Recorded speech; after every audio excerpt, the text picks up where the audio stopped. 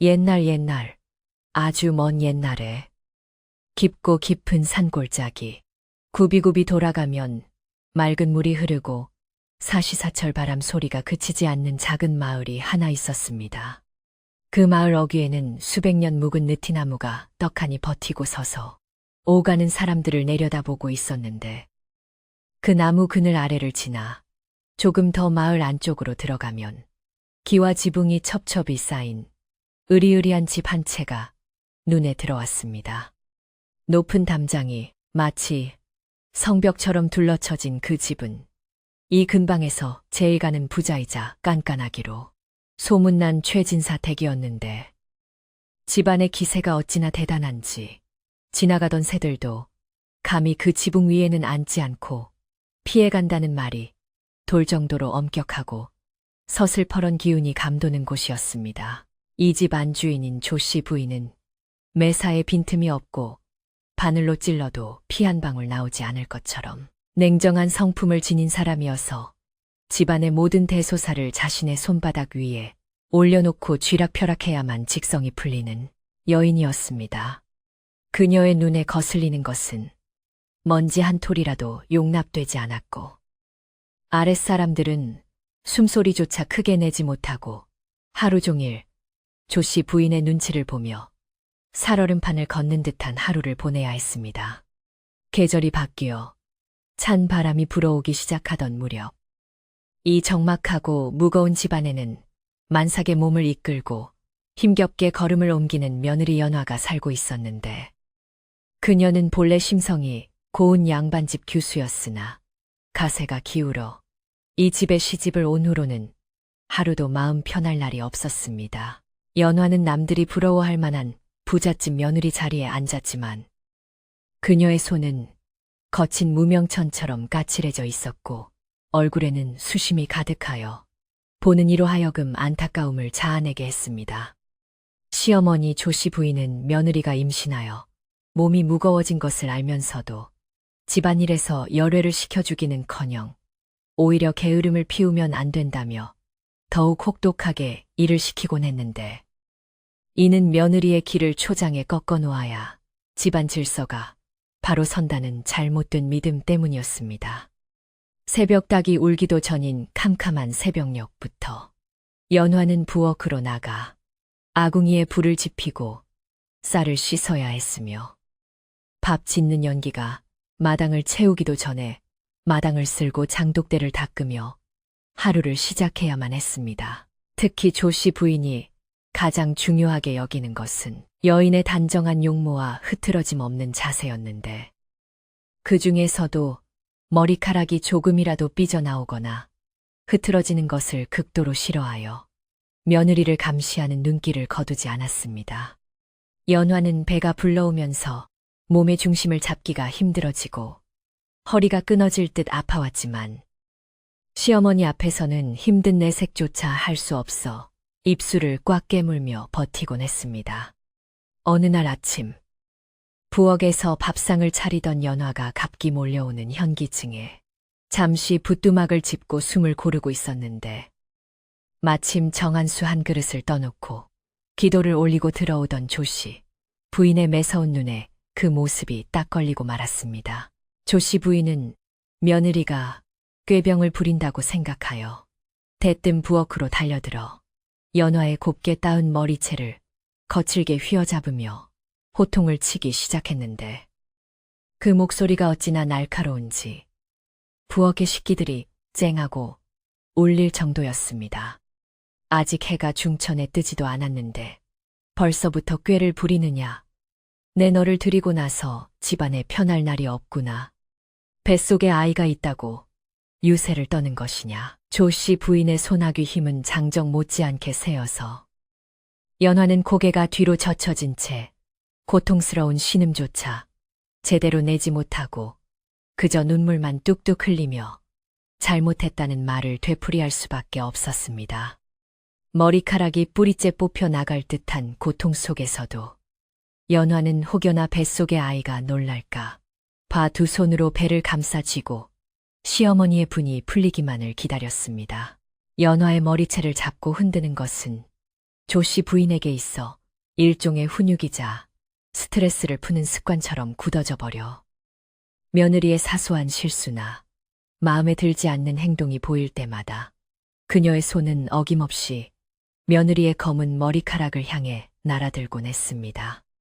연화는 머리카락이 잡힐 때마다 수치심과 공포에 몸을 떨었지만 시어머니에게 대든다는 것은 상상조차 할 수 없는 시대였기에 그저 묵묵히 그 고통을 견뎌내는 것이 자신이 할 수 있는 유일한 일이라 여겼습니다. 마을 우물가에 아낙네들이 모여 빨래를 하며 최진사 댁 이야기를 수군거릴 때면 모두들 혀를 차며 연화의 처지를 동정했지만 높은 담장 안에서 벌어지는 일을 누구 하나 나서서 말릴 수는 없었습니다. 가을 거지가 끝나고 겨울 채비를 서둘러야 하는 시기가 다가오자 집안일은 산더미처럼 불어났고 연화의 몸은 날이 갈수록 무거워져 발이 퉁퉁 붓고 종아리에 쥐가 나는 일이 다반사가 되었습니다. 메주를 쑤기 위해 커다란 가마솥에 콩을 삶고 절구질을 해야 하는 고된 노동이 이어졌지만 조씨 부인은 일손을 돕기는커녕 마루에 앉아 긴 담뱃대를 물고 며느리의 일거수일투족을 감시하며 잔소리를 늘어놓았습니다. 절구질 소리가 왜 그리 맥이 없느냐. 콩이 제대로 으깨지지 않으면 장맛이 변하는 것을 모르느냐. 에잉. 꾀들. 어디서 저런 곰 같은 것이 들어와서 우리 집안 망신을 시키는지 모르겠구나. 연화는 시어머니의 타박을 들으며 눈물이 앞을 가려 절구안이 흐릿하게 보였지만 행여 눈물방울이 콩에 떨어지면 부정탄다는 소리를 들을까봐 옷소매로 훔쳐내며 억지로 힘을 주어 절구공이를 내리찍었습니다.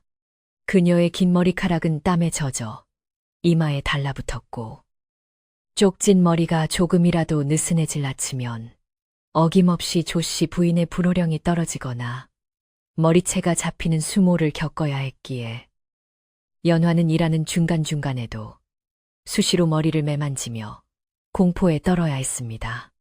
바람이 차가워지면서 마당에 낙엽이 뒹구는 쓸쓸한 풍경은 마치 연화의 처량한 신세와 닮아 있어 그녀는 가끔 마당을 쓸다가 먼 산을 바라보며 친정어머니 생각에 남몰래 한숨을 짓곤 했습니다. 이 집안에는 연화 외에도 오랫동안 일을 해온 박노파라는 늙은 하녀가 있었는데 그녀는 조씨 부인의 시집살이 시절부터 이 집을 지켜온 터라 집안의 내력을 누구보다 잘 알고 있는 사람이었습니다. 박노파는 젊은 시절 조씨 부인 역시 시어머니에게 호된 시집살이를 당했던 것을 기억하고 있었기에 지금 며느리에게 모질게구는 조씨 부인의 모습이 더욱 안타깝고 야속하게 느껴졌습니다. 박노파는 틈날 때마다 부엌 구석에서 몰래 누룽지를 긁어 연화에게 건네주거나 조씨 부인 몰래 무거운 물동이를 대신 들어주며 연화의 고단함을 조금이나마 덜어주려 애썼습니다. 아기씨, 조금만 참으시게. 세월이 약이라지 않는가. 뱃속의 아기 생각해서라도 마음 굳게 먹고 몸 챙겨야 하네. 박노파의 위로가 연화에게는 가뭄의 단비처럼 고마웠지만 시어머니의 서슬퍼런 감시망을 피하기란 여간 어려운 일이 아니어서 두 사람은 눈빛으로만 서로의 안타까운 마음을 주고받을 때가 많았습니다. 어느 날 저녁상을 물리고 설거지를 하던 연화가 찬물에 손을 담그고 있다가 손가락이 곱아 그릇 하나를 놓쳐 깨뜨리는 일이 벌어지고 말았습니다. 쨍그랑하는 파여름이 고요한 저녁 공기를 가르자 안방에 있던 조씨 부인이 방문을 벌컥 열고 나오며 마치 기다렸다는 듯이 부엌으로 달려왔습니다. 이게 무슨 소리냐. 귀한 그릇을 깨먹다니. 네가 정령 정신이 나간 게로구나. 조씨 부인은 사시나무 떨듯 떨고 있는 연화의 앞으로 다가가 주저없이 며느리의 머리채를 휘감아 쥐고는 사정없이 흔들어대기 시작했는데 이번에는 그 강도가 예전보다 훨씬 심하여 연화의 비녀가 바닥으로 떨어지고 머리카락이 산발이 되어 얼굴을 덮어버렸습니다. 잘못했습니다. 어머님, 손이 미끄러져서 그만, 제발 용서해 주십시오. 연화가 바닥에 무릎을 꿇고 빌었지만 화가 머리끝까지 난 조씨 부인은 멈출 기색이 없었고 오히려 그릇 깬 값을 몸으로 때우라며 며느리의 등을 주먹으로 내리치기까지 했습니다.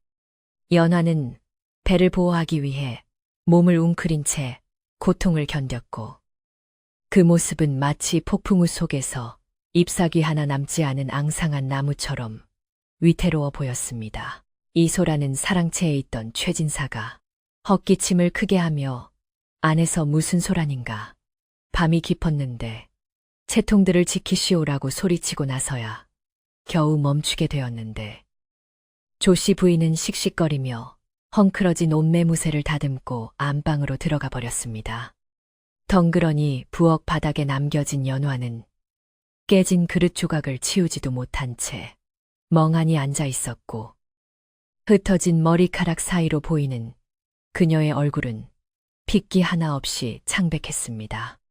박노파가 황급히 달려와 연화를 부축하며 눈물을 훔쳤지만 연화의 눈에서는 이미 눈물조차 말라버린 듯 공허한 빛만이 감돌고 있어 보는 이의 가슴을 더욱 미어지게 했습니다. 그날 밤 연화는 차가운 방바닥에 누워 잠을 이루지 못하고 뱃속에 아이를 쓰다듬으며 소리 없는 흐느낌을 삼켜야 했습니다. 다음 날 아침이 밝았지만 집안의 공기는 여전히 냉랭하기 그지없었고 조씨 부인은 어젯밤에 일이분이 풀리지 않았는지 아침 문안 인사를 올리는 며느리에게 눈길조차 주지 않고 싸늘하게 외면했습니다. 연화는 머리를 다시 단정하게 빗어 넘기고 아무 일도 없었던 것처럼 부엌으로 향했지만 그녀의 걸음걸이는 눈에 띄게 느려져 있었고 안색은 흑빛이 되어 있었습니다. 마당에 쌓인 낙엽을 쓸던 빗을 소리마저 힘이 없어 슥슥하는 소리가 끊어질 듯 이어졌고 담장 밖에서 들려오는 까마귀 울음소리가 불길하게 집안을 감돌았습니다. 마을 사람들은 담장 너머로 들려오던 소란을 이미 짐작하고 있었기에 우물가에 나온 박노파에게 넌지시 최진사 댁 며느리의 안부를 물었지만 박노파는 깊은 한숨만 내쉴 뿐 말을 아꼈습니다. 겨울의 문턱에 들어서면서 바람은 점점 더 매서워졌고 연화가 감당해야 할 일은 김장이라는 큰 산을 넘어야 하는 시점이 되었습니다.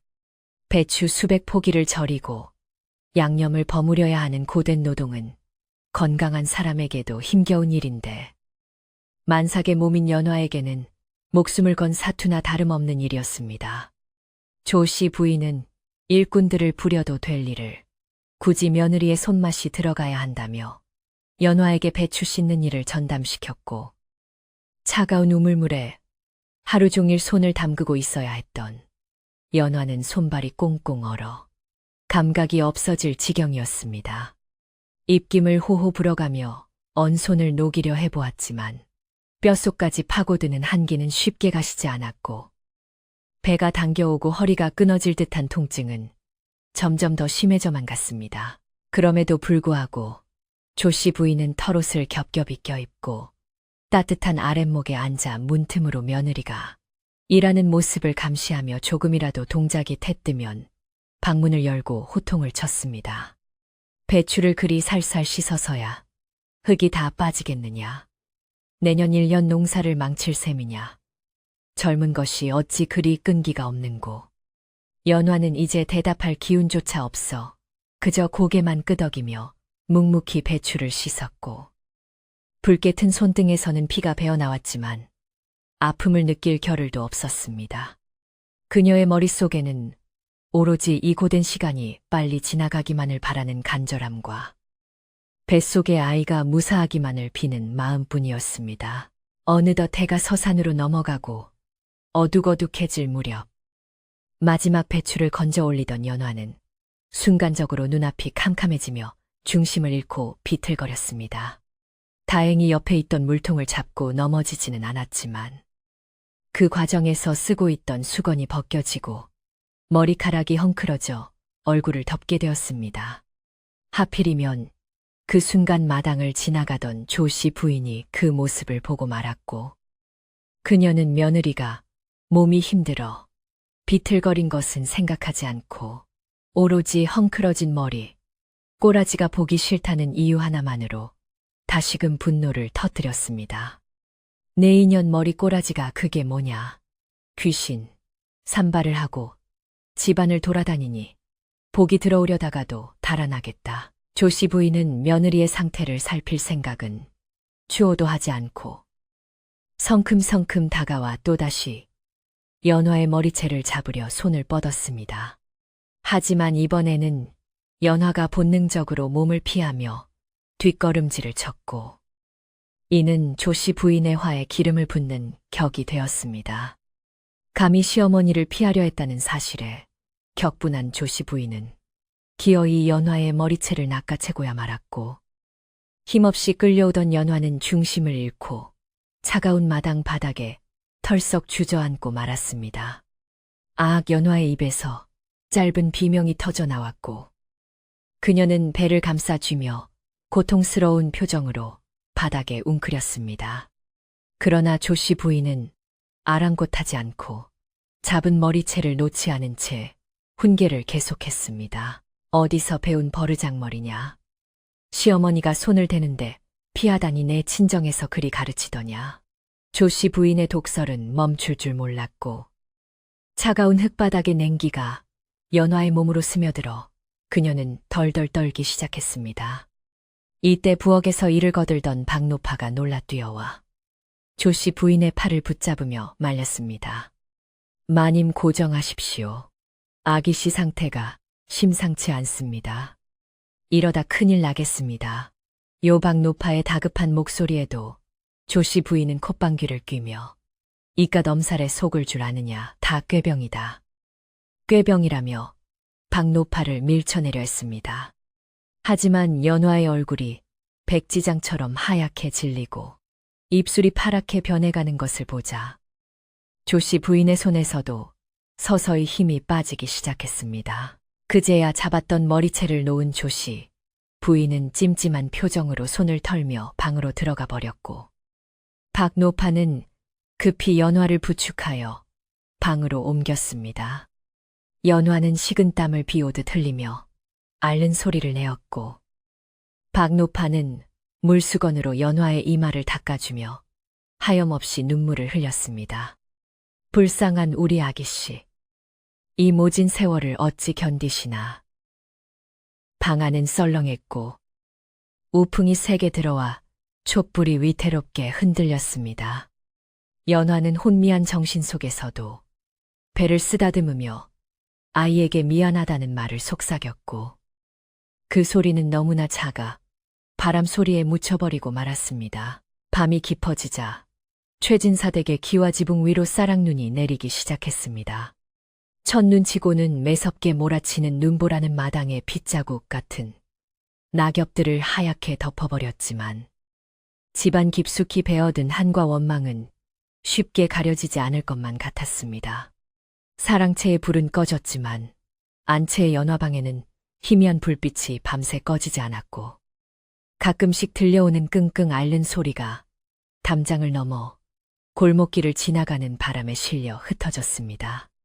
마을의 개들이 컹컹 짖어대고 멀리서 부엉이 우는 소리가 들려오니 마치 이 집에 닥쳐올 불길한 미래를 예고하는 듯하여 듣는 이의 마음을 불안하게 만들었습니다. 연화는 꿈속에서도 시어머니가 자신의 머리채를 잡고 놓아주지 않는 악몽에 시달리며 식은땀을 흘렸고, 현실과 꿈의 경계에서 고통스러워했습니다. 그녀의 길고 검은 머리카락은 베개 위에 어지럽게 흩어져 있었는데, 그것은 마치 그녀의 헝클어진 운명처럼 보였습니다. 뱃속의 아이는 어미의 고통을 아는지 모르는지 잠잠했고, 연화는 이 긴 밤이 영원히 끝나지 않을 것 같은 두려움에 몸을 떨었습니다. 내일 아침이 오면 또다시 차가운 우물물에 손을 담그고 매서운 시어머니의 눈초리를 견뎌야 한다는 사실이 죽기보다 싫었지만, 그녀에게는 도망칠 곳도 의지할 곳도 없었습니다. 이것이 옛날 그 산골 마을. 높고 높은 담장 안에 갇힌 며느리. 연화의 슬픈 이야기의 시작이었습니다. 겨울이 깊어지면서 최진사 댁의 기와 지붕 위에는 눈이 녹을 새도 없이 겹겹이 쌓여만 갔고, 처마 밑에는 날카로운 고드름이 창처럼 매달려 집안의 살벌한 분위기를 더해주고 있었습니다. 산골짜기에서 불어오는 칼바람은 두꺼운 문풍지를 뚫고 방 안으로 스며들어 아무리 아궁이에 불을 때도 냉기가 가시지 않는 혹독한 추위가 계속되었습니다. 이러한 날씨 속에서도 며느리 연화의 하루는 어김없이 새벽별이 지기도 전에 시작되었는데, 그녀는 몸이 무거워 거동조차 힘든 상태였지만 시어머니의 불호령이 무서워 억지로 이불을 걷어차고 일어나야만 했습니다. 부엌으로 향하는 연화의 발걸음은 마치 천근만근 쇠덩이를 매달아 놓은 듯 무거웠고, 입에서는 하얀 입김이 쉴 새 없이 뿜어져 나와 그녀의 고단한 숨결을 보여주는 듯 했습니다. 연화가 부엌에 들어서서 가장 먼저 하는 일은 꽝꽝 얼어붙은 물 항아리의 얼음을 깨는 일이었는데, 쇠국자로 얼음을 내리칠 때마다 손목에 전해지는 충격이 뼈마디를 쑤시게 만들었습니다. 임신 막달이 다가오면서 손발은 퉁퉁 부어올라 주먹조차 쥐어지지 않을 정도였지만, 차가운 물에 손을 담그고 쌀을 씻는 일은 오롯이 그녀의 몫이었습니다. 손끝이 찢어질 듯한 고통에 눈물이 핑 돌았지만 행여나 우는 소리가 새어나가 시어머니의 심기를 건드릴까봐 입술을 깨물며 소리를 죽여야 했습니다. 부엌 아궁이 앞에 쭈그리고 앉아 불을 지피는 연화의 등은 앙상하게 굽어 있었고, 불빛에 비친 그녀의 그림자는 벽면을 따라 일렁이며 마치 춤추는 유령처럼 기괴하게 보였습니다. 안방의 조씨 부인은 따뜻한 아랫목에 앉아 미동도 하지 않은 채 귀를 쫑긋 세우고 부엌에서 들려오는 소리에 온 신경을 집중하고 있었습니다.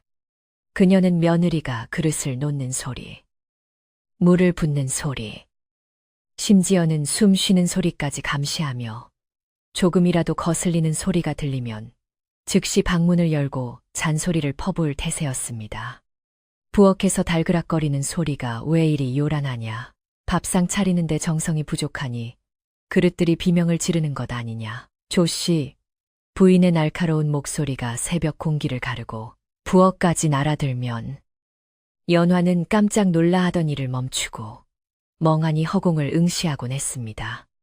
시어머니의 목소리는 마치 보이지 않는 채찍처럼 연화의 마음을 후려쳤고, 그녀는 점점 위축되어 숨조차 크게 쉬지 못하는 지경에 이르렀습니다. 날이 밝아오고 아침상이 차려지면 연화의 고난은 더욱 심해졌는데, 입덧이 끝나지 않아 음식 냄새만 맡아도 구역질이 올라오는 탓에 밥상을 들고 들어가는 것 자체가 고역이었습니다. 밥상 위에는 기름진 생선과 고기 반찬이 올라와 있었지만 연화에게는 그 냄새가 역겨운 비린내로만 느껴져 속을 뒤집어 놓았습니다. 헛구역질을 참느라 얼굴이 파랗게 질린 채 밥상을 내려놓는 며느리를 보며 조씨 부인은 걱정은커녕 혀를 차며 면박을 주었습니다. 어른 앞에 밥상을 내오면서 인상을 쓰다니. 복 나갈 집만 골라서 하는구나. 네가 먹기 싫으면 남들도 먹지 말라는 신보냐. 연화는 죄송하다는 말을 하려 입을 열었지만 울렁거리는 속 때문에 입만 벙긋거릴 뿐 아무 말도 할 수 없었습니다. 조씨 부인은 며느리의 힘겨운 상태를 뻔히 알면서도 집안의 기강을 잡는다는 명목으로 더욱더 혹독하게 며느리를 몰아붙이는 것을 멈추지 않았습니다. 그녀는 며느리의 옷매무새나 머리 모양을 꼬투리 잡아 시비를 걸곤 했는데, 특히 부엌일로 헝클어진 머리카락을 보면 참을 수 없는 분노를 느끼는 듯 했습니다. 여자가 머리 꼬라지가 단정치 못하면 집안에 우환이 든다 했다. 네, 그 산발한 머리를 볼 때마다 내 속이 뒤집히는 것 같구나. 조씨 부인은 밥수저를 탁 내려놓으며 연화에게 가까이 오라고 손짓을 했고, 연화는 두려움에 떨며 시어머니 앞으로 엉금엉금 기어갈 수밖에 없었습니다. 가까이 다가온 연화의 머리채를 습관처럼 낚아챈 조씨 부인은 짐승을 다루듯 머리를 이리저리 흔들며 자신의 화풀이를 해대기 시작했습니다. 이 머리카락 하나하나가 다 내 정신머리다. 정신을 똑바로 차리고 살아야지. 어디서 게으름을 피우려 드느냐. 머리카락이 당겨지는 고통에 연화의 고개가 뒤로 젖혀졌고, 그녀의 눈에서는 참았던 눈물이 주르륵 흘러내려 볼을 타고 바닥으로 떨어졌습니다. 조씨 부인은 며느리의 고통스러운 표정을 즐기기라도 하듯 소나귀에 더욱 힘을 주었고, 연화는 뱃속의 아이를 보호하기 위해 두 손으로 배를 감싸쥔 채 신음소리조차 내지 않고 버텨야만 했습니다. 이 끔찍한 광경은 매일 아침 반복되는 일상이 되어버렸고, 집안의 공기는 숨 막힐 듯한 공포로 가득 차 있었습니다. 이 모습을 지켜보던 늙은 하녀, 박노파는 가슴이 미어지는 것 같아 차마 눈 뜨고 볼 수가 없었습니다. 그녀는 부엌 한 구석에서 행주를 짜며 눈물을 훔쳤고, 마음속으로 부처님과 조상님께 빌며 이 모진 시집살이가 끝나기를 간절히 기도했습니다. 박노파는 조씨 부인의 성정을 누구보다 잘 알기에 함부로 나설 수 없었지만, 최근 들어 며느리의 상태가 급격히 나빠지는 것을 보고 더 이상 가만히 있을 수 없다고 생각했습니다. 연화의 얼굴은 핏기 하나 없이 누렇게 떠 있었고, 눈 밑은 연한이 들어가 마치 살아있는 사람 같지 않아 보였기 때문입니다. 박노파는 조심스럽게 기회를 엿보며 주인 마님의 화를 돋우지 않으면서도 며느리를 구할 방법을 궁리하기 시작했습니다. 어느 날 오후, 조씨 부인이 마실을 나가지 않고 안방에서 낮잠을 자는 틈을 타 박노파는 몰래 연화에게 다가가 따뜻한 숭공 한 그릇을 건넸습니다. 아기씨, 이거라도 좀 드셔보세요. 속이 비면 더 어지럽습니다요. 연화는 박노파의 따뜻한 마음이 고마워 떨리는 손으로 그릇을 받아들었지만 목이 메어 숭늉이 잘 넘어가지 않았습니다. 할멈, 나 이러다 죽을 것만 같아요. 아이라도 무사히 낳을 수 있을지. 연화의 힘없는 목소리에 박노파는 가슴이 철렁 내려앉았고, 그녀의 손을 꼭 잡으며 위로했습니다. 그런 약한 소리 마셔요. 엄마는 강하다지 않습니까? 뱃속의 도련님을 생각해서라도 독하게 마음 먹으셔야 합니다. 그러나 잠시 후 낮잠에서 깬 조씨 부인이 물을 찾으면서 평화롭던 시간은 순식간에 깨져버리고 말았습니다. 개 아무도 없느냐. 목이 마른데 냉수 한 그릇 떠오는 년이 없구나. 조씨 부인의 고함 소리에 놀란 연화는 허둥지둥 물동이를 들고 우물가로 향했는데, 마음이 급한 나머지 눈길의 미끄러운 바닥을 제대로 보지 못했습니다. 우물가는 며칠째 계속된 추위로 빙판처럼 얼어붙어 있었고, 연화는 물을 채기 위해 몸을 숙이다가 그만 중심을 잃고 미끄러지고 말았습니다. 악하는 비명과 함께 연화는 엉덩방아를 돋으며 넘어졌고, 길어 올리던 물동이가 엎어지면서 차가운 물이 그녀의 옷을 흠뻑 적시고 말았습니다. 요란한 소리를 듣고 방문을 열고 나온 조씨 부인은 며느리가 넘어진 것을 보고 놀라기는커녕 깨진 물동이와 젖어버린 마당을 보며 혀를 찼습니다. 앵잼, 저 칠칠 맞은 것을 어찌 알고 물동이 하나 제대로 간수 못하고 깨먹다니. 집안 살림을 아주 거덜낼 작정이구나. 조씨 부인은 신발을 꿰신고 쿵쿵거리며 마당으로 내려와 젖은 옷을 입고 바들바들 떨고 있는 연화에게 다가갔습니다.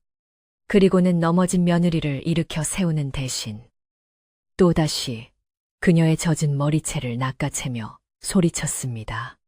정신을 어디다 두고 다니기에 멀쩡한 땅에서 자빠지느냐. 네가 일부러 나를 골탕 먹이려고 시위를 하는 게지.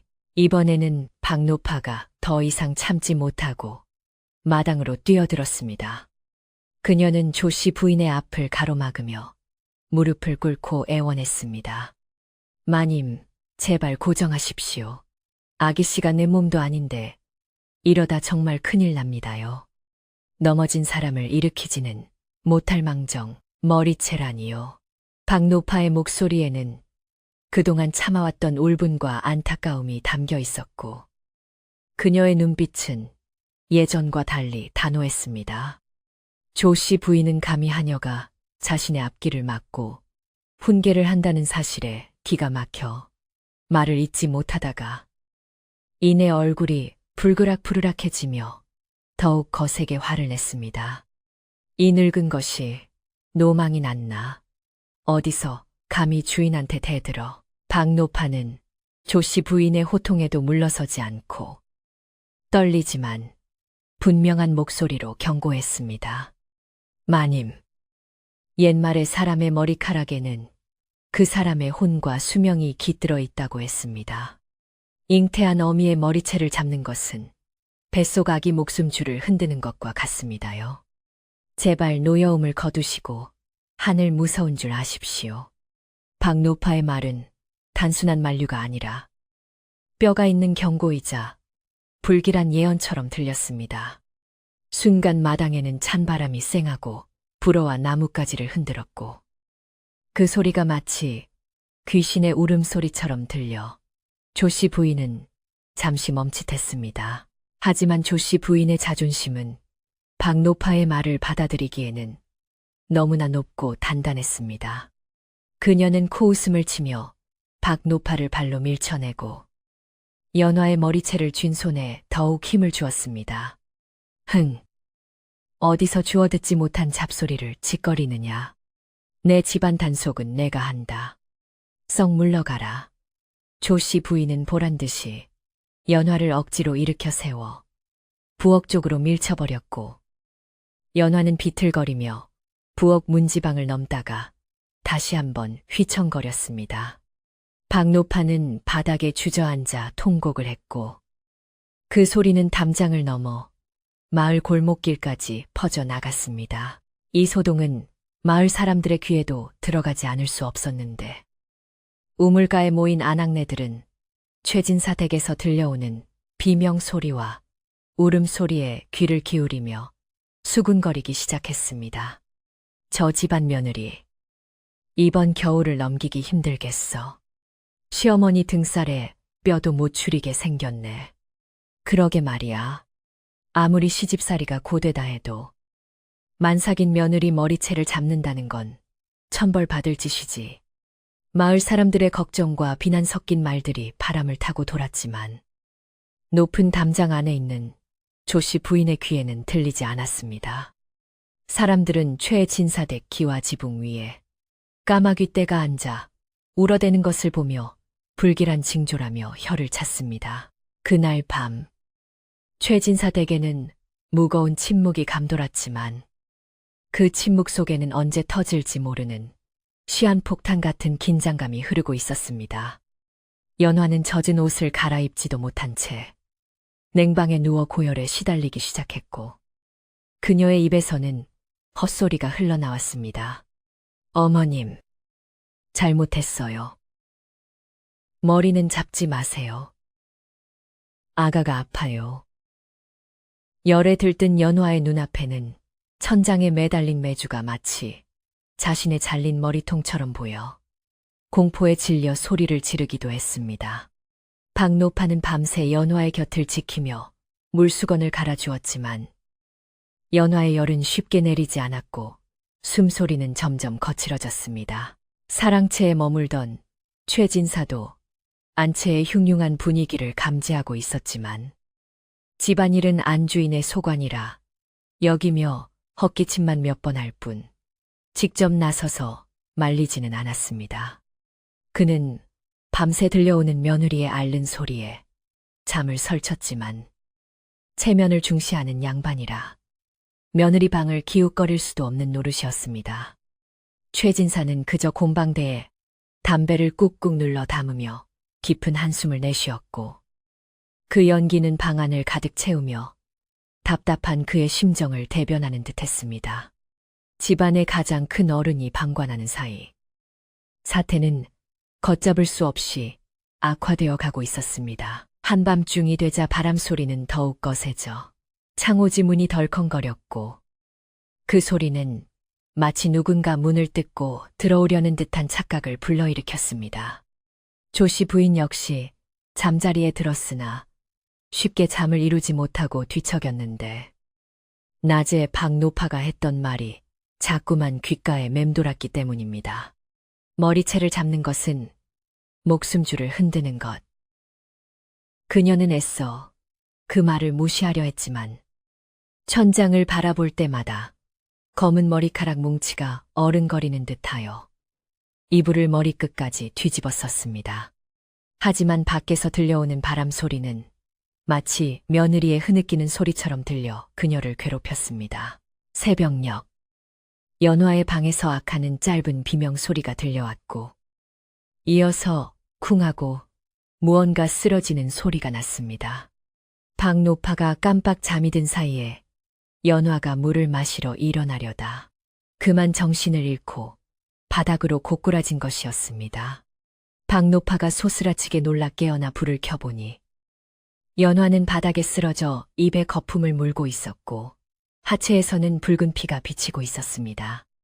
아이고, 아기씨, 정신 차리세요. 박노파의 다급한 외침이 새벽의 정적을 깨뜨렸고 이 소리는 안방에 있던 조씨 부인의 귀에도 선명하게 꽂혔습니다. 이제 단순한 꾀병이나 엄살로 치부할 수 없는 심각한 상황이 벌어졌음을 직감한 박노파는 예이고 뭐고 따질 겨를도 없이 안방으로 달려가 문을 두드렸습니다. 마님 일어나십시오. 아기씨가 피를 쏟고 쓰러졌습니다. 이러다 사람 죽습니다. 박노파의 목소리는 공포에 질려 떨리고 있었고 그 소리를 들은 조씨 부인의 심장도 덜컥 내려앉았습니다. 그녀는 설마 하는 마음으로 방문을 열었지만 마루 끝에 서 있는 박노파의 피 묻은 손을 보고는 사태의 심각성을 깨닫게 되었습니다. 그러나 조씨 부인은 여전히 자신의 잘못을 인정하기 싫은 마음에 두려움을 애써 감추고 도리어 큰 소리를 쳤습니다. 호들갑 떨지 마라. 피 좀 비친다고 죽기야 하겠느냐. 의원이라도 불러오너라. 말은 그렇게 했지만 그녀의 목소리는 미세하게 떨리고 있었고 잡고 있는 문고리 손잡이는 땀으로 젖어 있었습니다. 밖에는 칠흑 같은 어둠이 깔려 있었고 눈보라가 휘몰아치는 소리는 마치 저승사자가 찾아오는 발자국 소리처럼 들렸습니다. 최진사 댁의 긴긴 겨울밤. 비극의 그림자는 이제 집안 깊숙이 드리워져 돌이킬 수 없는 파국을 향해 치닫고 있었습니다. 이렇게 두 번째 이야기는 깊어가는 겨울밤의 추위와 함께 연화의 고통이 극에 달하고 집안에 불길한 기운이 가득 차는 것으로 마무리되었습니다. 마을 사람들의 수군거림과 박노파의 경고에도 불구하고 멈출 줄 모르는 조씨 부인의 독서는 결국 큰 화를 불러오고야 말았으니 앞으로 최진사 댁에 닥쳐올 시련은 누구도 짐작할 수 없는 것이었습니다. 쓰러진 연화와 피 묻은 바닥, 그리고 공포에 질린 박노파의 모습은 다음 이야기에 대한 궁금증과 안타까움을 남긴 채 어둠 속으로 묻혀갔습니다. 의원이 다녀간 뒤 최진사 댁의 분위기는 마치 상갓집처럼 무겁게 가라앉았고 며느리 연화가 누워있는 별채 주변에는 사람들의 발길이 뚝 끊겨 적막감만이 감돌았습니다. 눈보라를 뚫고 힘겹게 왕진을 온 의원은 연화의 맥을 짚어보고는 고개를 절레절레 흔들며 혀를 찾는데 그의 표정이 어찌나 심각하던지 지켜보는 박노파의 가슴이 숫덩이처럼 타들어가는 것만 같았습니다. 의원은 산모의 기력이 쇠하여 맥이 잡히지 않을 지경이고 화병이 깊어 속이 다 문드러졌습니다. 뱃속의 아기마저 위태로우니 오늘 밤이 고비가 될 것입니다. 라는 청천벽력 같은 진단을 내리고는 약첩 몇 개를 남기고 서둘러 자리를 떴습니다. 의원의 뒷모습을 바라보는 박노파의 눈에서는 하염없이 눈물이 흘러내렸고 그녀는 하늘이 무심하다며 가슴을 치고 통곡했습니다. 그러나 조씨 부인은 의원의 진단을 듣고도 자신의 잘못을 인정하기는커녕 오히려 의원이 돌팔이라며 애써 불안한 마음을 감추려 들었습니다. 그녀는 안방에 틀어박혀 사람이 그리 쉽게 죽나. 다 엄살이고 꾀병이지. 날이 추워 잠시 기절한 것을 가지고 호들갑을 떠는 꼴이라니라며 혼잣말을 되뇌었지만 그녀의 손은 찻잔을 들고 덜덜 떨고 있었습니다. 사실 조씨 부인의 마음 한구석에도 덜컥 겁이 나기 시작했으나 평생을 콧대 높게 살아온 자존심 때문에 며느리 앞에서 약한 모습을 보이거나 사과를 한다는 것은 상상조차 할 수 없는 일이었습니다. 그녀는 불안감을 떨쳐버리려는 듯 더욱 목소리를 높여 아랫사람들을 닥달했지만 그 목소리에는 예전과 같은 힘이 실려있지 않았고 공허하게 메아리칠 뿐이었습니다. 어둠이 내리고 밤이 깊어지자 연화의 상태는 더욱 악화되어 고열에 시달리며 헛소리를 하기 시작했는데 그 내용이 듣는 사람의 등골을 오싹하게 만들었습니다. 연화는 눈을 감은 채 허공에 대고 손을 휘저으며 어머님, 제 머리 좀 그만 잡으세요. 아파요. 머리카락이 다 뽑혀요. 아가가 숨을 못 쉬어요. 라고 애원하듯 중얼거렸습니다. 열에 들뜬 그녀의 목소리는 갈라지고 쉬어 있었지만 그 안에 담긴 공포와 원망은 너무나 선명하여 문 밖에서 듣고 있던 노파는 입을 틀어막고 소리 없는 울음을 삼켜야 했습니다. 연화는 꿈속에서도 시어머니의 손아귀에서 벗어나지 못한 채 고통받고 있었고 그 모습은 마치 보이지 않는 밧줄에 묶여있는 죄인처럼 처참해 보였습니다. 한편 안방에 홀로 누운 조씨 부인 역시 편안한 밤을 보내지 못하고 있었는데 그녀가 잠이 들라치면 어김없이 끔찍한 악몽이 찾아와 괴롭혔기 때문입니다. 꿈속에서 조씨 부인은 자신의 방에 앉아 있었는데 갑자기 천장과 벽 틈에서 검은 머리카락 뭉치들이 스멀스멀 기어나와 뱀처럼 방바닥을 뒤덮기 시작했습니다. 그 머리카락들은 살아있는 생물처럼 꿈틀거리며 조씨 부인의 발목을 감고 올라와 순식간에 온몸을 칭칭 감아버렸습니다. 이게 뭐야? 저리가 저리 가지 못해. 조씨 부인이 비명을 지르며 발버둥 쳤지만 검은 머리카락들은 더욱 세게 그녀의 목을 조여왔고 그 머리카락 끝에는 피눈물을 흘리는 며느리 연화의 얼굴이 매달려 있었습니다. 헉조씨 부인은 외마디 비명을 지르며 식은땀에 흠뻑 젖은 채 잠에서 깨어났고 가쁜 숨을 몰아쉬며 주위를 둘러보았습니다. 방 안은 고요했지만 그녀의 눈에는 여전히 검은 머리카락의 잔상이 아른거리는 듯하여 소스라치게 놀라 이불을 머리끝까지 뒤집었었습니다. 심장이 쿵쾅거리고 온몸에 소름이 돋아 다시 잠을 청할 엄두가 나지 않았고 문 밖에서 들려오는 바람 소리가 마치 머리카락이 스치는 소리처럼 들려 신경이 곤두섰습니다.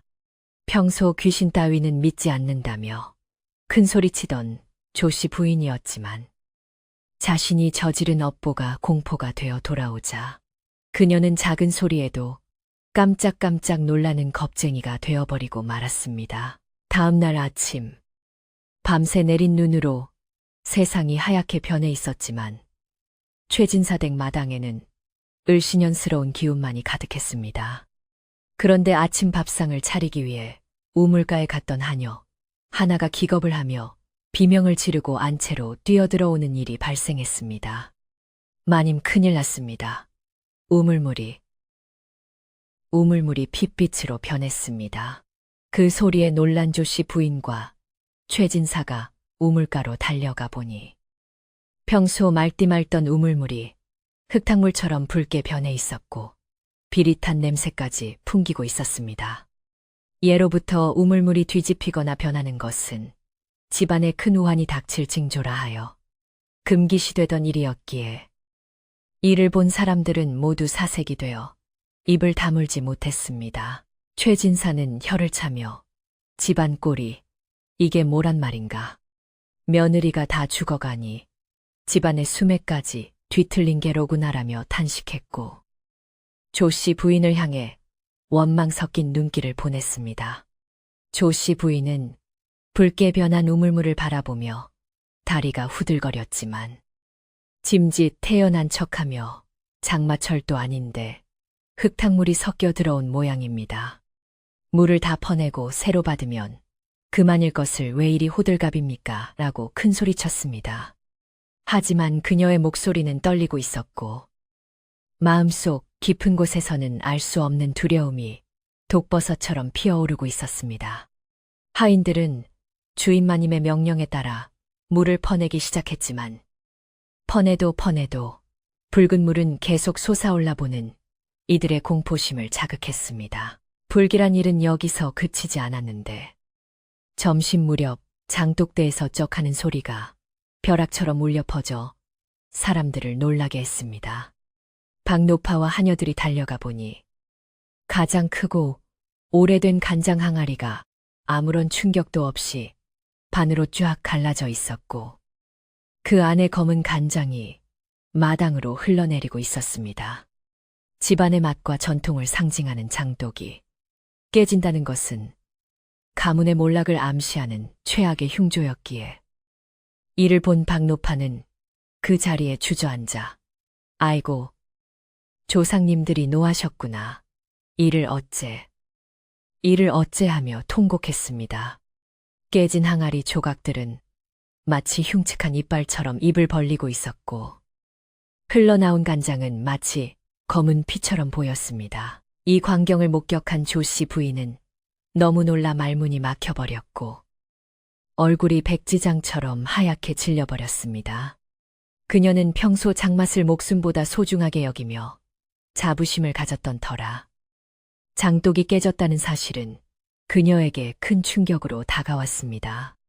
박노파는 떨고 있는 조씨 부인에게 다가가 피를 토하듯 절규했습니다. 마님, 보이십니까? 하늘이 경고를 보내는 것입니다.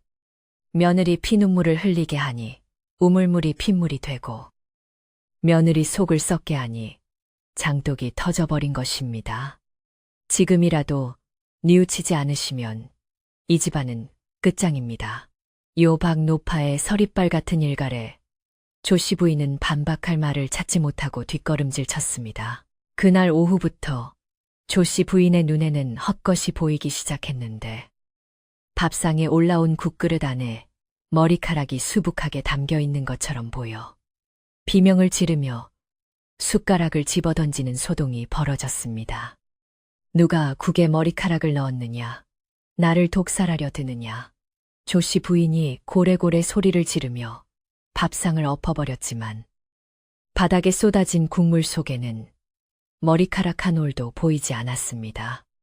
하녀들은 공포에 질려 바들바들 떨었고 조씨 부인은 자신의 눈을 비비며 헛것을 본 것인지 의심했지만 다시 보아도 그녀의 눈에는 집안 곳곳에 검은 머리카락 뭉치가 굴러다니는 환영이 계속해서 보였습니다. 조씨 부인은 점점 미쳐가는 사람처럼 행동하기 시작했는데 문지방을 넘다가도 무엇인가에 걸린 듯 화들짝 놀라며 머리카락 내 발목을 잡았어 라고 소리치거나 허공을 향해 손을 휘저으며 저리가 내 몸에 닿지 마라고 발악을 했습니다. 그녀의 눈은 참하게 들어가고 머리는 산발이 되어 평소 단정하고 깐깐하던 안주인의 모습은 온데간데 없고 흡사 귀신 들린 사람처럼 변해갔습니다. 최진사는 부인의 광기에 질려 사랑채 밖으로 나오지 않았고 집안의 실권은 사실상 마비되어 하인들마저 우왕좌왕하며 불안에 떨었습니다. 집안은 흉가처럼 변해가고 있었고 웃음소리는 사라진 지 오래였습니다. 한편 별채에 누워있는 연화의 상태는 총각을 다투는 위급한 상황으로 치닫고 있었는데 그녀의 호흡은 신락같이 가늘어졌고 몸은 불덩이처럼 뜨거웠습니다. 연화는 의식을 잃은 와중에도 배를 감싸쥔 손을 놓지 않았지만 뱃속의 아이는 며칠째 태동이 없어 죽었는지 살았는지 알 수 없는 지경이었습니다. 박노파는 연화의 머리맡에 앉아 젖은 수건으로 입술을 적셔주며 아기씨, 정신줄 놓으면 안 돼요. 아기를 생각해서라도 제발 눈을 뜨세요. 라고 끊임없이 말을 걸었습니다. 하지만 연화의 생명력은 꺼져가는 등불처럼 위태로워 보였고 창밖의 까마귀 울음소리는 더욱 요란하게 들려왔습니다. 해질 무렵 조씨 부인은 견디다 못해 마루로 뛰쳐나와 마당을 서성거렸는데 그때 처마 밑 제비집에서 죽은 제비 새끼 한 마리가 툭 하고 떨어져 그녀의 발 앞에 뒹구는 일이 일어났습니다. 겨울철에 제비가 있다는 것도 기이한 일이었지만 죽은 새가 자신의 발치에 떨어진 것을 본 조씨 부인은 그것을 며느리의 뱃속에 있는 아기의 죽음을 암시하는 것으로 받아들여 극도의 공포감에 휩싸였습니다. 그녀는 악하고 비명을 지르며 주저앉았고 온몸을 사시나무 떨듯 떨며 공포에 질린 눈으로 하늘을 올려다보았습니다. 하늘은 잿빛 구름으로 뒤덮여 있었고 금방이라도 천벌이 내릴 듯 으르렁거리는 소리가 들려왔습니다. 이때 어디선가 박노파가 나타나 조씨 부인의 앞을 가로막고 섰습니다. 평소 같으면 감히 주인 앞을 막지 못했겠지만 지금 박노파의 눈빛은 그 어느 때보다 강렬하고 단호했습니다. 마님, 이제 그만 인정하십시오. 아기씨, 머리채를 잡고 흔드신 그 손이 바로 이 집안의 복을 걷어차고 화를 불러들인 것입니다. 아기씨와 뱃속의 손주를 죽이고도 마님께서 무사하실 줄 아십니까? 인과응보라 했습니다. 뿌린 대로 거두는 법입니다. 박노파의 말은 조씨 부인의 가슴에 비수처럼 꽂혔고 그녀는 처음으로 자신의 행동이 어떤 결과를 초래했는지 뼈저리게 느끼기 시작했습니다. 조씨 부인은 자신의 두 손을 내려다보았습니다. 그동안 며느리의 머리채를 잡고 흔들며 쾌감을 느꼈던 그 손이 지금은 흉측한 괴물의 손처럼 보였습니다. 그녀의 귓가에는 어머님, 잘못했어요라고 빌던 연화의 애원 소리와 자신이 내뱉었던 독한 말들이 환청처럼 뒤섞여 들려와 머리를 쥐어뜯게 만들었습니다. 내가 무슨 짓을 한 건가? 조씨 부인의 입에서 쉰 목소리가 흘러나왔고 그녀의 눈동자는 흔들렸습니다. 그러나 아직 그녀의 자존심은 완전히 꺾이지 않아 죄책감과 오기 사이에서 갈팡질팡하며 괴로워했습니다. 밤이 되자 최진사 댁의 모든 불이 꺼졌지만 오직 연화가 누워있는 방만이 희미한 불빛을 밝히고 있었습니다. 연화는 이제 신음소리조차 내지 못하고 가쁜 숨만 몰아쉬고 있었고 그녀의 얼굴은 죽은 사람처럼 창백했습니다. 박노파는 마지막이라는 심정으로 정화수를 떠놓고 천지신명께 빌고 또 빌었습니다. 비나이다.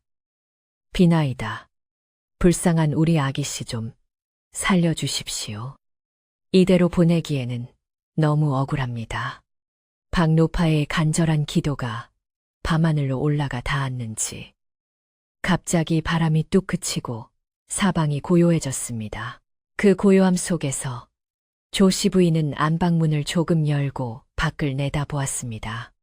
칠흑 같은 어둠 속에서 별채의 불빛만이 외롭게 깜빡이고 있었는데 그 불빛이 금방이라도 꺼질 듯 위태로워 보였습니다. 조씨 부인은 문득 자신이 젊은 시절 시어머니에게 당했던 모진 시집살이를 떠올렸습니다. 자신도 한때는 연화처럼 머리채를 잡히고 눈물을 흘리며 밤을 지새웠던 며느리였음을. 그리고 그때 자신이 얼마나 시어머니를 원망하고 저주했었는지를 기억해냈습니다. 내가 그토록 미워하던 시어머니와 똑같은 괴물이 되었구나. 이 깨달음은 번개처럼 그녀의 뇌리를 스치고 지나갔습니다. 순간 별채 쪽에서 으아앙하는 갓난아기 울음소리가 들리는 듯하여 조씨 부인은 귀를 의심했습니다.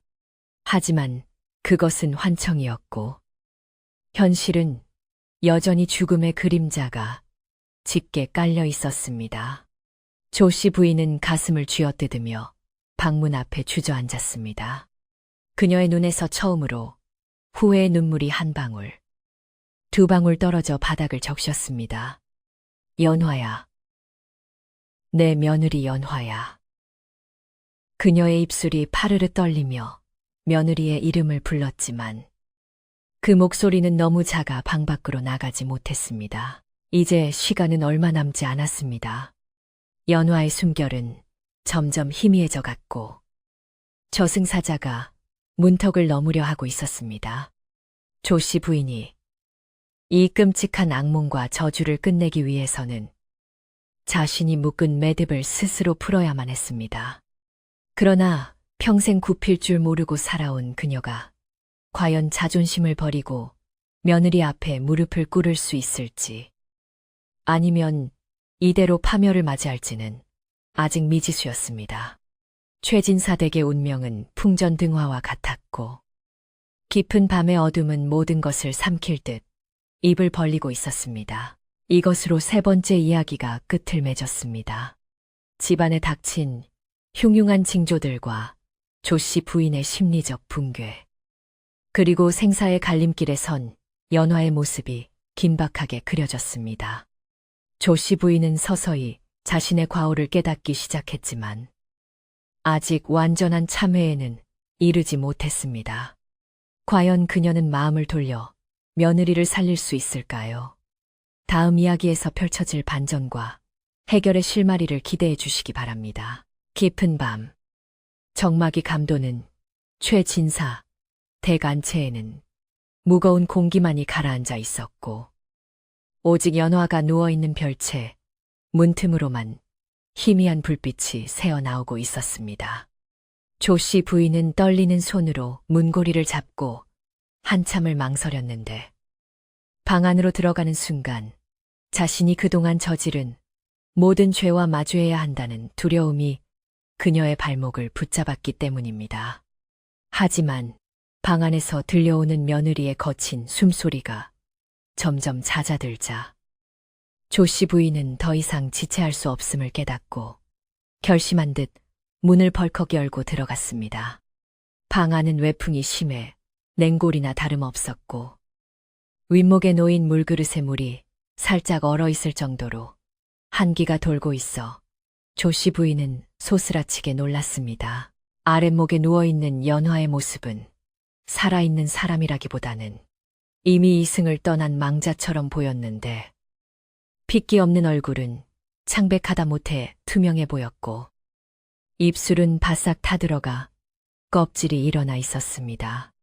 무엇보다 조씨 부인의 가슴을 철렁하게 만든 것은 베개 위에 어지럽게 흩어진 연화의 검은 머리카락이었는데 그것은 윤기를 잃고 푸석해져 마치 말라 죽은 잡초 덤불처럼 보였습니다.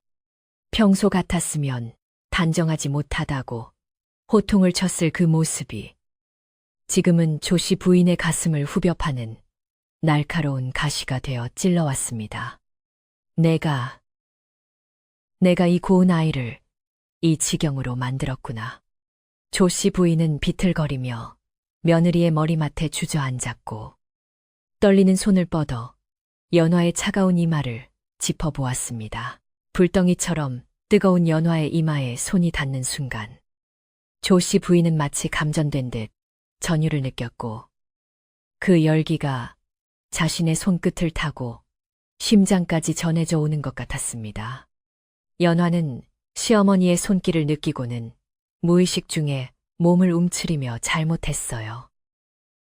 머리채는 잡지 마세요. 라고 웅얼거렸는데 그 목소리가 너무나 애처로워 조 씨 부인의 눈시울이 붉어졌습니다. 그동안 자신이 휘둘렀던 폭력이 며느리의 영혼 깊숙이 공포로 각인되어 있다는 사실을 확인하자 조 씨 부인의 콧대 높던 자존심은 와르르 무너져 내리고 말았습니다. 그녀는 며느리의 손을 잡고 싶었지만 자신의 손이 더럽고 흉측하게 느껴져 차마 잡지 못하고 허공에서 맴돌 뿐이었습니다. 그때 조 씨 부인의 뇌리에는 수십 년 전 자신의 젊은 시절 모습이 주마등처럼 스쳐 지나갔습니다. 시어머니에게 머리채를 잡혀 마당으로 끌려나갔던 기억. 차가운 부엌 바닥에서 몰래 눈물 젖은 밥을 먹던 기억. 그리고 밤마다 이불을 뒤집어 쓰고 저주를 퍼부었던 그 처절했던 날들이 생생하게 되살아났습니다. 그녀는 자신이 겪었던 고통을 대물림하지 않겠다고 다짐했었건만 어느새 자신은 그토록 증오했던 시어머니보다 더 악랄한 괴물이 되어 있었던 것입니다. 아, 내가 미쳤었구나. 귀신에 홀려도 단단히 홀렸었구나. 조 씨 부인은 가슴을 치며 오열했고 그녀의 통곡 소리는 고요한 밤의 정막을 깨고 집안 구석구석으로 퍼져나갔습니다. 방 밖에서 이 상황을 지켜보던 박노파는 조 씨 부인의 울음소리에 놀라 방문을 열었고 마님께서 며느리 앞에 무릎을 꿇고 우는 모습을 보고는 감격하여 말을 잇지 못했습니다. 조 씨 부인은 박노파를 보자마자 다급하게 외쳤습니다. 박어멈, 당장 가서 제일 좋은 장작을 가져오너라. 그리고 곳간 문을 열어 최고 좋은 미역과 쌀을 꺼내오너라. 내 며느리를 이대로 보낼 수는 없다. 조 씨 부인의 목소리에는 예전에 도끼는 사라지고 오로지 사람을 살리겠다는 간절함과 결기만이 서려 있었습니다. 박노파는 마님 당장 대령하겠습니다. 라고 대답하며 춤이라도 출듯이 기뻐하며 부엌으로 달려갔습니다. 조 씨 부인은 그 길로 팔을 걷어붙이고 직접 부엌으로 들어갔는데 이는 최진사댁 역사상 전무후무한 일이었습니다. 안주인이 직접 부엌 아궁이 앞에 앉아 불을 지피는 모습의 하녀들은 눈이 휘둥그레져 입을 다물지 못했지만 조 씨 부인은 아랑곳하지 않고 부채질을 하여 불길을 살려냈습니다. 활활 타오르는 불빛이 조 씨 부인의 얼굴을 붉게 비추었고 그녀의 이마에는 송글송글 땀이 맺혔습니다. 우리 연화, 조금만 기다려라. 애미가 맛있는 국 끓여서 갈 테니 제발 그때까지만 버텨다오. 조 씨 부인은 솥단지를 닦으며 중얼거렸고 솥뚜껑 위로 떨어지는 그녀의 눈물은 치익 소리를 내며 증발해 버렸습니다. 최상급 기장 미역을 물에 불리고 참기름을 넉넉히 둘러 달달 볶는 고소한 냄새가 부엌을 가득 채우자 집안에 감돌던 퀴퀴한 죽음의 냄새가 조금씩 물러가는 듯 했습니다. 조 씨 부인은 쌀을 씻을 때도 쌀알이 깨지지 않게 조심스럽게 문질러 씻었고 뽀얀 쌀뜨물을 받아 정성껏 국물을 우려냈습니다. 예로부터 미역국은 삼신할머니께 바치는 음식이자 산모의 피를 맑게 해주는 보약이라 여겼기에 조 씨 부인은 국을 끓이는 내내 마음속으로 삼신할머니께 빌고 또 빌었습니다. 삼신할머니, 제가 죽일년입니다. 제 죄를 며느리에게 묻지 마시고 부디 이 아이와 뱃속의 핏줄을 굽어 살펴 주소서. 그녀의 기도는 국이 끓는 소리와 함께 하늘로 올라가는 듯 했습니다. 한참 후 김이 모락모락 나는 미역국 한 그릇과 갓 지은 하얀 쌀밥을 쟁반에 받쳐든 조 씨 부인이 다시 연화의 방으로 들어왔습니다. 그리고 그녀의 품에는 또 다른 것이 들려 있었는데 그것은 바로 빗살이 촘촘한 참빗과 향기로운 동백기름이었습니다. 조 씨 부인은 먼저 따뜻한 물을 대야에 받아와 수건을 적신 뒤 연화의 얼굴과 손발을 정성스럽게 닦아주기 시작했습니다. 꼬질꼬질했던 손때가 벗겨지고 핏자국이 닦여 나가자 연화의 본래 고운 얼굴이 드러났고 조씨 부인은 며느리의 앙상한 손목을 어루만지며 또다시 눈물을 훔쳤습니다. 이제 조씨 부인은 가장 중요한 의식을 치르듯 경건한 마음으로 연화의 머리맡에 앉았습니다. 그리고 엉망으로 헝클어지고 떡진 며느리의 머리카락에 동백 기름을 바르고 찬빗으로 조심스럽게 빗겨내리기 시작했습니다. 예전에는 잡아뜯고 흔들기 바빴던 그 머리카락을 지금은 세상에서 가장 귀한 비단실을 다루듯 한 올 한 올 정성을 다해 풀어주었습니다. 엉킨 부분이 나올 때마다 조씨 부인은 아이고, 아프지, 내가 미안하다, 미안해라고 속삭이며 손가락으로 살살 달래어 풀어주었고 빗질이 반복될 때마다 거칠었던 머릿결은 조금씩 윤기를 되찾아갔습니다. 빗질하는 소리가 스르륵, 스르륵 하고 고요한 방 안에 울려 퍼지자 그 소리는 마치 자장가처럼 평온하게 들렸습니다. 조씨 부인의 손길은 따뜻했고 그녀의 손끝에서 전해지는 참회의 마음은 의식을 잃은 연화에게도 전해지는 듯했습니다. 머리카락을 다 빗어 곱게 닦아내리자 연화의 모습은 훨씬 편안하고 단정해 보였습니다. 조씨 부인은 따은 머리끝을 붉은 댕기로 묶어주며 며느리의 머리에 자신의 얼굴을 묻고 한참을 흐느꼈습니다. 내 며느리 연화야. 이제 머리채 잡힐 일은 없을 게다.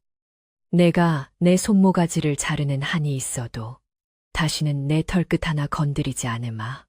그때 기적 같은 일이 일어났습니다. 조씨 부인의 따뜻한 눈물이 연화의 뺨에 떨어지자 연화의 눈꺼풀이 파르르 떨리더니 서서히 눈이 떠진 것입니다.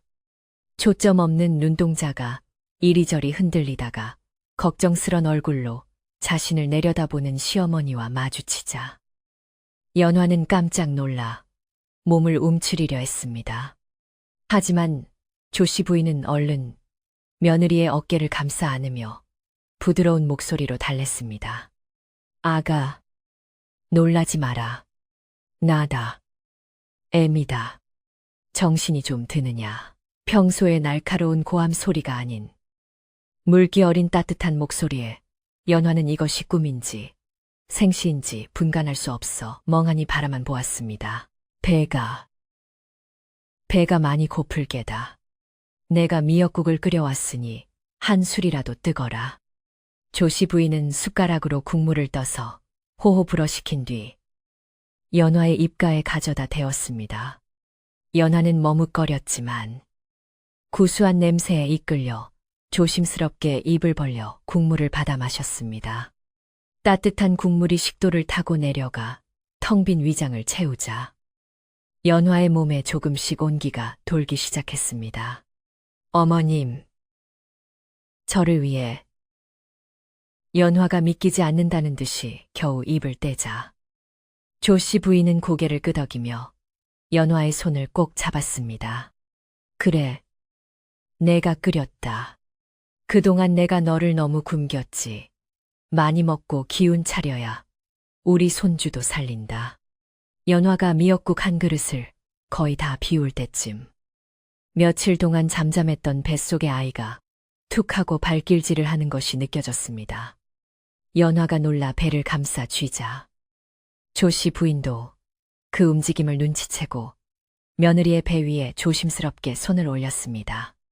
힘찬 태동이 손바닥을 통해 전해지자 두 여인은 서로를 마주보며 감격의 눈물을 흘렸습니다. 아이고, 장하다. 우리 손주가 살아있구나. 내 어미가 끓인 국을 먹고 힘을 내는구나. 조씨 부인은 덩실덩실 춤이라도 출듯이 기뻐했고 연화의 얼굴에도 오랜만에 희미한 미소가 번졌습니다. 죽음의 문턱까지 갔던 생명이 다시 돌아오는 순간이었습니다. 방 밖에서 기다리던 박노파와 최진사 그리고 하인들도 방 안에서 들려오는 웃음소리와 대화 소리에 안도의 한숨을 내쉬었습니다. 최진사는 곰방대를 털며 허허. 이제야 집안에 사람 사는 온기가 도는구먼.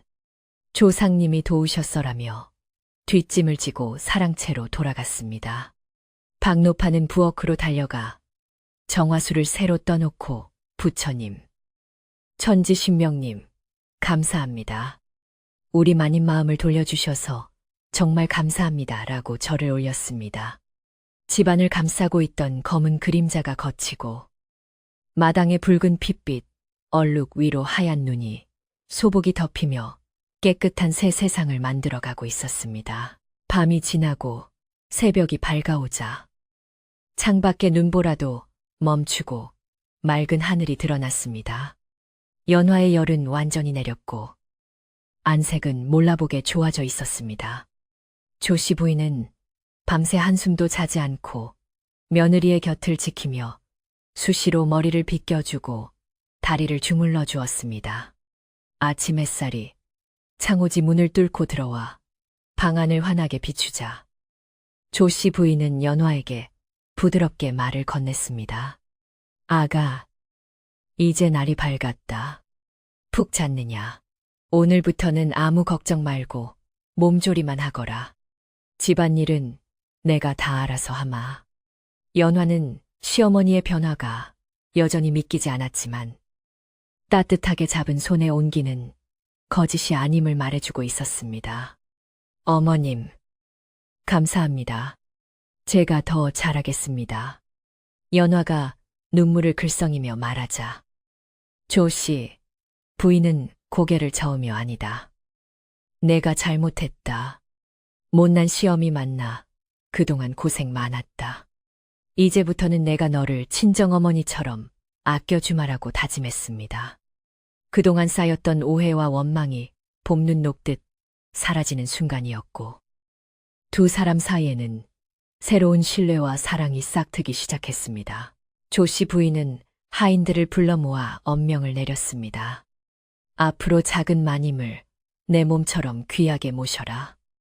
만약 누구라도 작은 마님을 소홀히 대하거나 험담을 하는 자가 있으면 내 가만두지 않겠다. 그리고는 깨진 장독대를 치우고 우물을 청소하게 하여 집안의 애군을 말끔히 씻어내도록 지시했습니다. 하인들은 달라진 안주인의 모습에 어리둥절했지만 집안에 다시 평화가 찾아온 것을 진심으로 기뻐하며 부지런히 움직였습니다. 붉게 변했던 우물물은 다시 맑은 물로 채워졌고 깨진 장독대 자리에는 새로운 항아리가 놓였습니다. 마을 사람들도 최진사 댁의 달라진 분위기를 감지했습니다. 담장 너머로 더 이상 고함 소리나 비명 소리가 들리지 않고 대신 구수한 음식 냄새와 다듬이질 소리가 들려왔기 때문입니다. 우물가에 나온 박노파는 사람들에게 우리 마님이 완전히 달라지셨어. 며느리한테 어찌나 잘하는지 인꼬가 따로 없다니까라고 자랑을 늘어놓았습니다.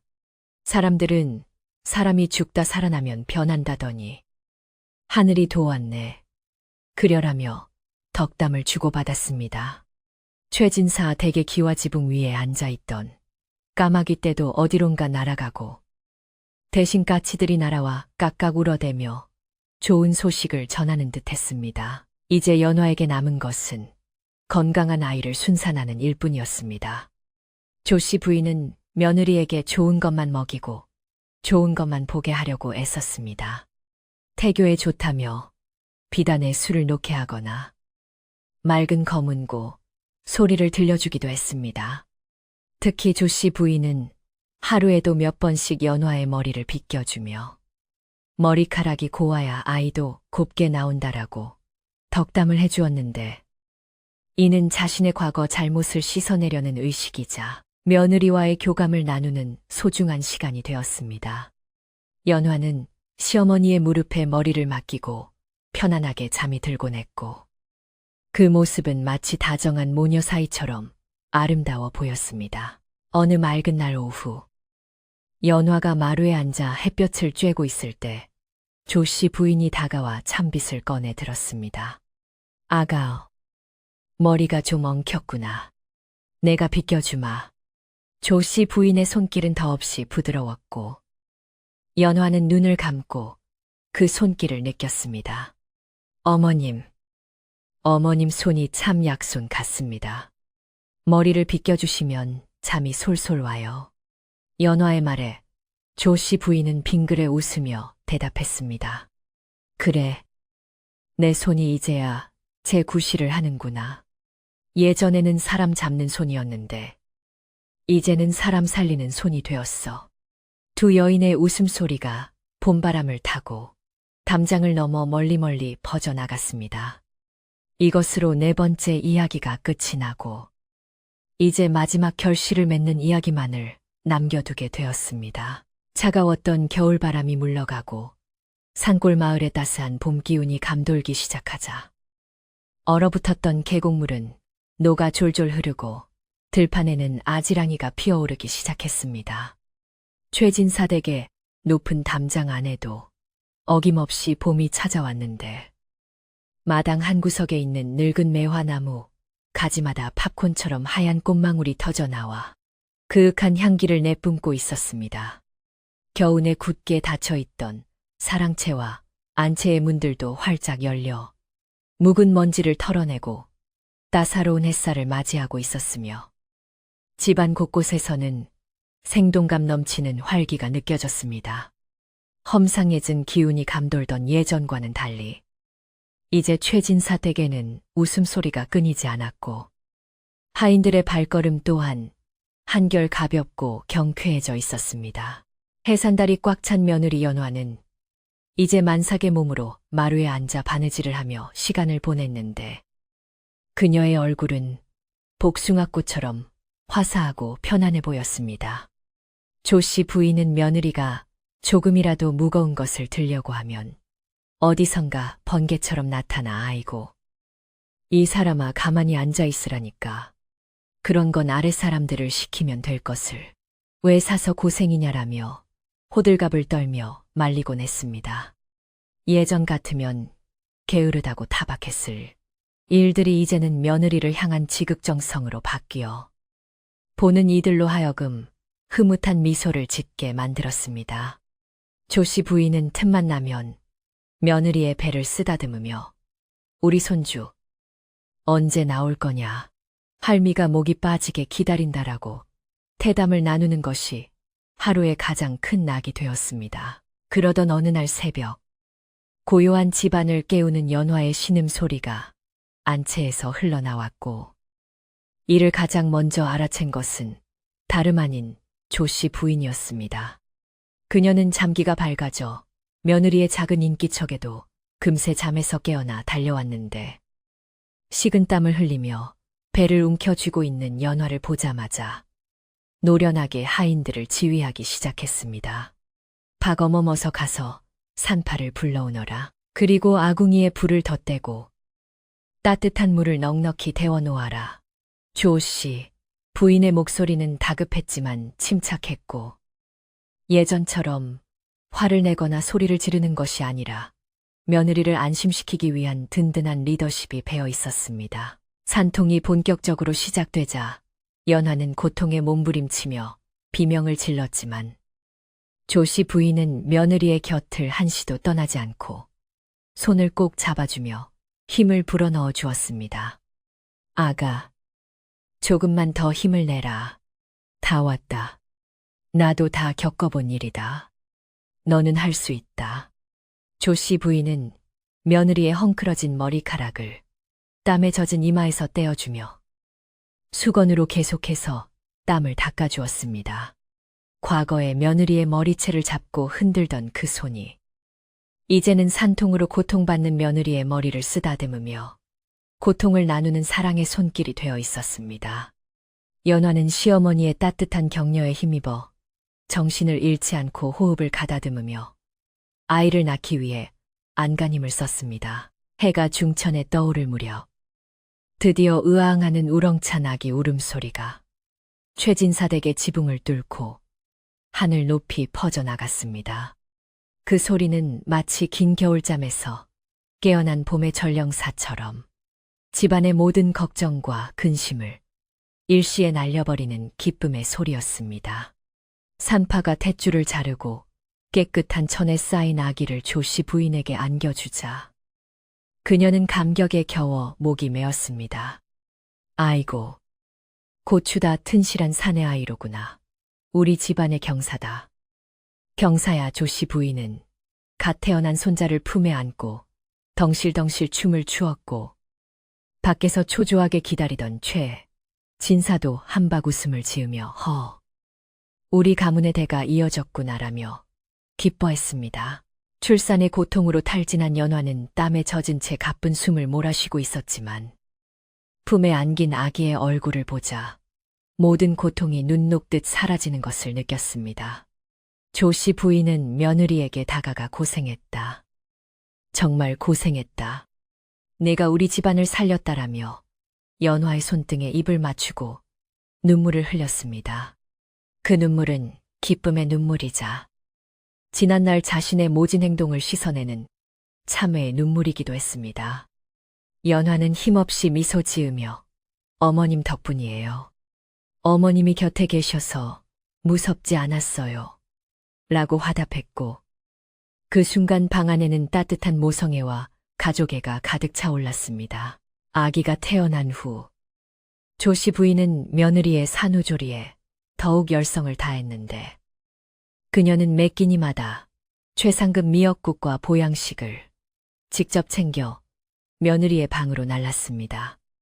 여자는 산후조리를 잘못하면 평생 골병 든다. 찬바람 쐬지 말고 찬물 만지지 말고 오로지 먹고 자고 쉬는 일만 하거라. 조씨 부인은 며느리가 누워있는 방의 온도가 조금이라도 식을까봐 수시로 아궁이를 살폈고 며느리의 젖이 잘 돌도록 돼지족을 고아 먹이는 등 지극정성을 쏟았습니다. 마을 사람들은 조씨 부인의 유난스러운 며느리 사랑에 혀를 내두르면서도 역시 피는 물보다 진하다더니 손주를 낳아주니 시어머니가 완전히 딴 사람이 되었네 라며 부러워했습니다. 100일이 지나고 아기가 무럭무럭 자라 옹알이를 시작할 무렵 최진사 댁에는 잔치가 열렸습니다. 마을 사람들을 모두 초대하여 떡과 술을 나누어 먹으며 아기의 건강을 빌고 집안의 평화를 축하하는 자리였습니다. 사람들은 포동포동하게 살이 오른 아기를 보며 장군감일세, 장군감이야라며 칭찬을 아끼지 않았고 건강하고 혈색 좋은 연화의 모습을 보며 안도했습니다. 무엇보다 사람들의 눈길을 끈 것은 연화의 곁에서 한시도 떨어지지 않고 챙겨주는 조씨 부인의 모습이었는데 그녀의 얼굴에서는 예전의 독살스러운 표정은 찾아볼 수 없고 인자한 할머니의 미소만이 가득했습니다. 잔치가 끝나고 손님들이 모두 돌아간 뒤 노을이 붉게 물드는 저녁 무렵이 되자 집안은 다시 고요한 평화를 되찾았습니다. 조씨 부인은 마루에 앉아있는 며느리에게 다가가 아가, 머리가 많이 길었구나. 이리 와 앉아보렴. 내가 빗겨주마라고 말하며 참빗과 동백기름을 꺼냈습니다. 연화는 수줍게 웃으며 시어머니 앞에 등을 돌리고 앉았고 조씨 부인은 익숙한 솜씨로 며느리의 긴 검은 머리카락을 풀어내렸습니다. 석양빛을 받아 반짝이는 머리카락은 마치 흑단같이 고왔고 조씨 부인의 손길은 비단결을 다루듯 조심스럽고 부드러웠습니다. 참 곱다. 내 머릿결이 이렇게 고운 줄 예전에는 미처 몰랐구나. 조씨 부인이 나직이 속삭이며 빗질을 하자 연화는 편안함에 눈을 지그시 감았습니다. 어머님 손길이 너무 좋아서 잠이 올 것 같아요. 연화의 말에 조씨 부인은 빙그레 웃으며 그래, 자거라.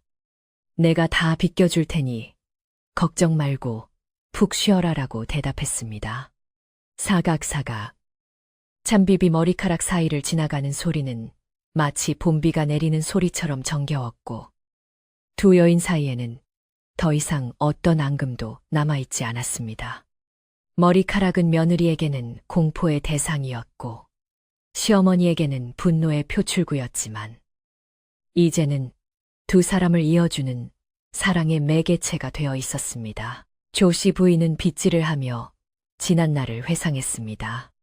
자신이 왜 그토록 며느리를 미워하고 괴롭혔는지, 자신의 젊은 시절 상처를 왜 며느리에게 투영했는지 곰곰이 생각해 보았습니다. 그리고 이제야 비로소 그 지독한 사슬을 끊어냈다는 안도감의 가슴 깊은 곳에서 뜨거운 것이 올라왔습니다. 연화야, 고맙다.